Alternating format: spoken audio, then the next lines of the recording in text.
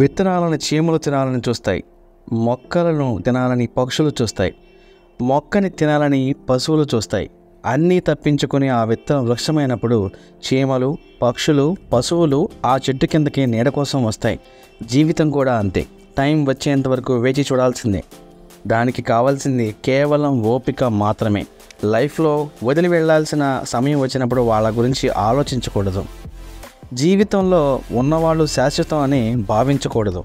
ఎవరో వచ్చి నీ బాధను అర్థం చేసుకుంటారని ఊహించకు. నీకు నీవే ధైర్యం కావాలి. నీకు నువ్వే తోడుగా నిలబడాలి. లోకులు కాకులు మనిషిని చూడరు, మనసును అస్సలు చూడరు, వ్యక్తిత్వాన్ని అస్సలు పట్టించుకోరు. కనిపించింది వినిపించింది నమ్మేస్తారు, మాట అనేస్తారు, అంతే. ఒక్కోసారి మన కళ్ళే మనల్ని మోసం చేస్తాయి. మరొకసారి చెప్పుడు మాటలు మన జీవితాలను తలకిందులు చేస్తాయి. అబద్ధాలతో, మోసాలతో కీర్తి ప్రతిష్టలను ఎంత గొప్పగా నిర్మించుకున్నా కానీ అవి కుప్పకూలిపోవడానికి ఒక్క నిజం చాలు. అందుకే కష్టమైనా సరే నీతిగా బ్రతకడమే మనిషికి ఉత్తమమైన మార్గం.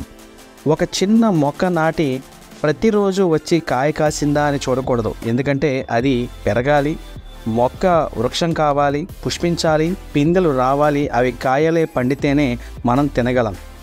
అలానే నేను ఇది కావాలి అనే కోరిక మొలకై వృక్షమై ఫలవంతమై అవుతుందని తెలిసి మసులుకుంటే మంచిది.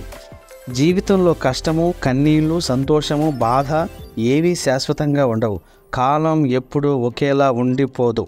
ఆనందం, ఆవేదన కూడా అంతే. నవ్వులు, కన్నీళ్ళు కలగజేసినదే జీవితం. కష్టము శాశ్వతం కాదు, సంతోషము శాశ్వతం కాదు. ఓడిపోతే గెలవడం నేర్చుకోవాలి, మోసపోతే జాగ్రత్తగా ఉండడం నేర్చుకోవాలి. చెడిపోతే ఎలా బాగుపడాలో తెలుసుకోవాలి. గెలుపుని ఎలా పట్టుకోవాలో తెలిసిన వాడికంటే ఓటమిని ఎలా తట్టుకోవాలో తెలిసిన వారే గొప్పవారు నేస్తమా. దెబ్బలు తిన్న రాయి విగ్రహంగా మారుతుంది, కానీ దెబ్బలు కొట్టిన సుత్తి మాత్రం ఎప్పటికీ సుత్తిలాగానే మిగిలిపోతుంది. ఎదురు దెబ్బలు తిన్నవాడు నొప్పి విలువ తెలిసినవాడు అవుతాడు, మహనీయుడు అవుతాడు. ఇతరులను ఇబ్బంది పెట్టేవాడు ఎప్పటికీ ఉన్న దగ్గరే ఉండిపోతాడు. డబ్బుతో ఏమైనా కొనగలమనుకుంటున్నారా? అయితే కొనలేనివి ఇవిగో. మంచం, పరుపు కొనొచ్చేమో కానీ నిద్ర మాత్రం కాదు.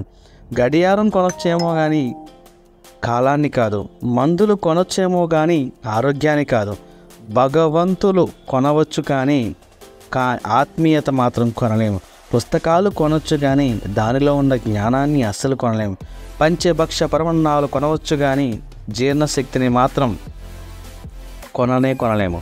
ఆకులు తింటేనే బ్రహ్మజ్ఞానం వస్తే అందరికన్నా ముందే మేకలే జ్ఞానులుగా కావాలి కదా. స్నానాలతోనే పాపాలు పోతాయి అనుకుంటే చేపలే పాప విముక్తులు కావాలి కదా. తలకిందులుగా తపస్సు చేస్తేనే పరమాత్మ ప్రత్యక్షమై ముందు గబ్బిలాలకే ఆ వరం దక్కాలి కదా. ఈ విశ్వమంతా ఆత్మతోనే ఉంది, ఆత్మలోనే ఉంది. నీలో ఉన్న ఆత్మను వదిలి పరమాత్మ అంటూ పరుగులు పెడితే ప్రయోజనం శూన్యం కదా.